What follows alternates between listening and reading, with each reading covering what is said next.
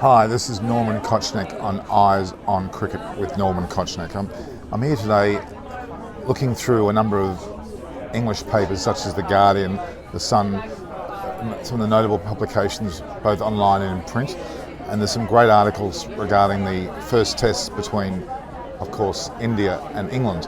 It certainly has, again, just proven to me how much cricket, as in Test cricket, is alive in the world.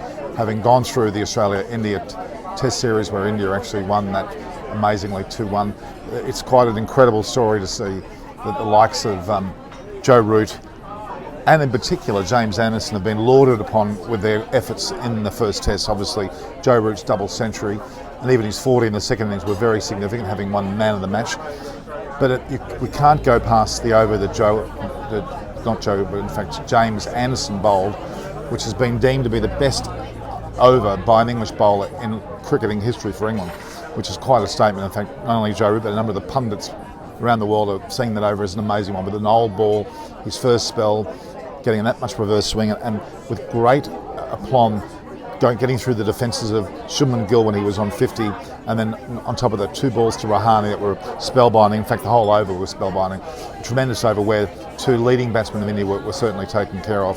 And obviously later on, when we saw the likes of Virat Kohli also go to an incredible delivery when he was in his 70s and looking particularly strong. In fact, really, it wasn't so much India not playing well, it was more probably England playing particularly well, especially in regards to James Anderson and Joe Root. But then the spinners of both Leach and Bess also contributed quite heavily, and Sibley in the first innings, so there was quite a few contributors there. Also, the likes of Archer bowled particularly well. I can't see James Anderson, for example, being rotated for the second test. I think they'll keep him. But let's go through some of the headlines, shall we, that were in the English papers, and for that matter India and even Australia. In Joe Root in particular, Joe Root calls on England to be ruthless after the first test victory over India. So there's an element of ruthlessness expected, and an element of fearlessness which even India possessed, where they're going to look at the second test and in a matter of days and keeping the foot on the throat, so to speak, and being ruthless and attempting to push home that advantage. Clearly the most significant matter will be the toss.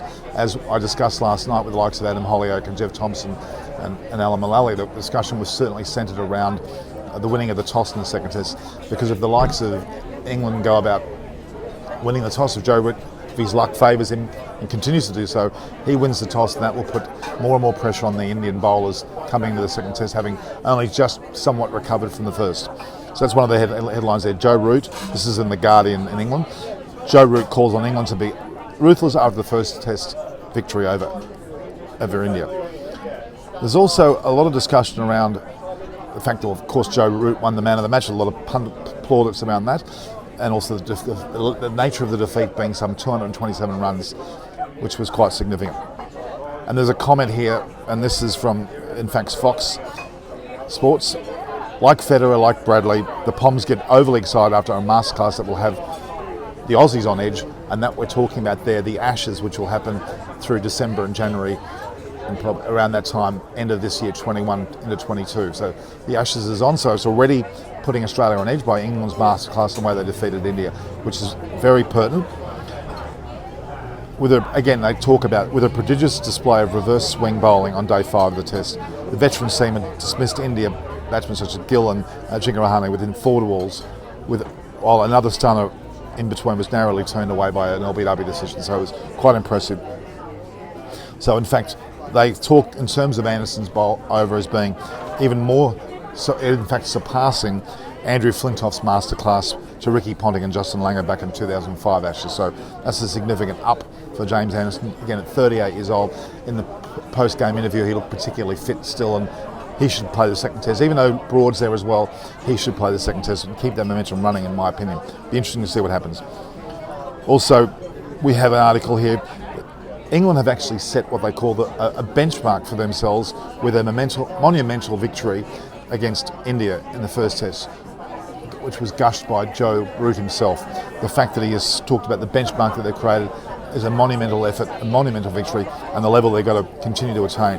Clearly, they, after competing on the spin-friendly tracks of Sri Lanka, they prepared themselves nicely for this tour, and that is becoming evident. There was a fair degree of disregard for that test series, saying that it wasn't that strong, the opposition wasn't that strong, and the likes of Leach and Bess had a much more honeymoon type bowling effort. But in fact, certainly best in the first innings, and also Leach in the second proved that they certainly are up to the mark, and they bowled particularly well.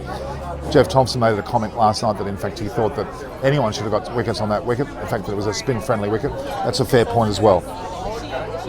So there's some of the articles that have been bouncing around England and parts of India and even Australia. There's been a fair bit of coverage on the amazement of Joe Root, the masterclass of England, and certainly James Anderson and his ability to bowl those incredible reversing balls, a reverse swing that he had from the old ball. An over for the ages. In fact, the best, they're saying the most notable English over ever bowled by an Englishman in a test match. This is Norman Koshnek for Eyes on Cricket with Norman Koshnek. Please don't forget to view, like and share the posts, and certainly subscribe. Now, I'd like you to please share the subscriptions around, get more people involved so we can grow this great channel that I'm hoping to create. This is Norman Koshnek with Eyes on Cricket with Norman Koshnek.